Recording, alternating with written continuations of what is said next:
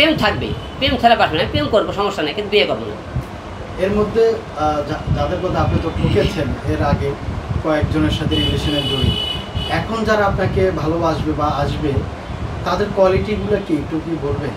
আসলে আমরা তো কোয়ালিটি দেখে অনেক কিছু হয় না। আমি যে কটা এর আগে বিয়ে করেছি, যারা আমার বউ ছিল, তাদের কোনো কোয়ালিটি ছিল না। হিরো আলমের বাংলাদেশের স্টার একটা জায়গা তৈরি হতে, তাদের জায়গাতে তৈরি করে। হিরো আলম কোন জায়গা থেকে বাংলাদেশের নাম করে একটা একদম নামটা হলেও তো একটু আছে, তারা কী ছিল, তাদের কোন জায়গা থেকে আমি নিয়ে আসি, কী বানাইছি, তারা সেরকম চিন্তা করে, তারা হিরো আলমের যোগ্যতার কাছেই দাঁড়াতে পারে না। কিন্তু আমি কিন্তু ওই চিন্তা ভাবনা করে আমরা কাউকে জীবন সঙ্গী করিনি, ওই চিন্তা ভাবনা করে আমরা কিন্তু কাজ করিনি। আমরা চিন্তা করেছি একটা লোক কাজ করতে চাই, ভালো লাগছে, আমরা প্রতিটা ছেলেদের একটা বউ প্রয়োজন ছিল, হয়তো বিয়ে করছে এই জন্যে ভালোবাসায় আমি রাখতে চেষ্টা করতে। হিরো আলমের বউ হিরো আলমের কাছেই থাকবে, হিরো আলমের কাজ করবে।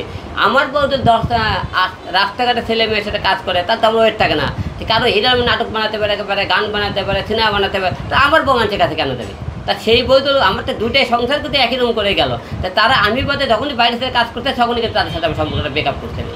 আমি সর্বশেষ একটা প্রশ্ন করবো আমার, আপনি যখন দুধ দিয়ে গোসল করেছেন তখন ওইখানে একজন ব্যক্তি কমেন্ট করেছে, চীনের একজন লোকের সাথে আপনার তুলনা করেছে, যিনি কিনা ৭৬টি বিয়ে করে প্রায় ৫০০ জন ছেলের বাবা হয়েছে। আপনাকে তার সাথে তুলনা করেছে যে আপনি ৫০০ সন্তানের বাবা হবেন, এটা কতটুকু যোগ্য? না, আমি বিয়ে করছি, আমার প্রথম পক্ষে যে সন্তান তিনটে আছে, একটাও বাড়তি হয়নি, ঠিক আছে। বিয়ে করছিলাম, কোনো বইয়ের বাচ্চা হয়নি, ১ নম্বর প্রশ্ন। ২ নম্বর, আমি চীনের লাগানো কোনো ইতিহাস করতে চাই না, ঠিক আছে। বাংলাদেশে হিরো আলম বাংলাদেশের আমার যে বউগুলো কেন আমার জীবনে এসেছে, কেন গেছে, সেটা কিন্তু ব্যাখ্যা আপনি তুলে ধরতে।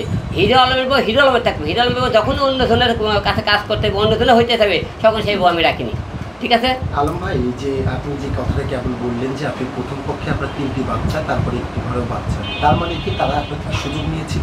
তারা সংসার করতে চাইলে তাহলে বাচ্চা নিত, তারা কিন্তু কেউ বাচ্চা নিতে চায়নি। বাচ্চা কেউ নেয়নি, রিয়ামণি আরও 5টা বাচ্চা নষ্ট করছে। সে আমাকে 4 বছর সংসার করেছে, আর বাচ্চারা নষ্ট করছে, বাচ্চা সংসার নেয়নি, ঠিক আছে। নুসরাতের টাইমেও সেও কিন্তু বাচ্চা নষ্ট করছে, তারা বাচ্চা নেয়নি।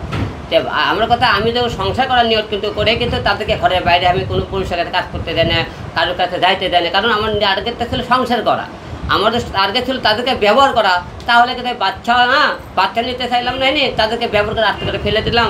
তাদের জন্য আমার নিজের লাইফ নষ্ট করলাম না, আমি তাদের জন্য নিজের জীবন নষ্ট করতাম না, তাদের জন্য মনে করে আমি এতটা সম্মান নষ্ট করতাম না, তাদের জন্য এত আমি নিচু হইতাম না, ভালোবাসতেছিলাম, কিন্তু এটা সবাই আপনারা জানেন। আলম ভাই, নতুন করে যে 30 জনকে এনেছেন আপনি বললেন, আসলে তাদেরকে আপনি সুযোগ দিয়েছেন নাকি তারা আপনাকে ব্যবহার করছে? না, যাদেরকে আমরা 30 জন নতুন সুযোগ দিয়েছি, তারাই নক করেছে, আমরা আপনার সাথে কাজ করতে চাই।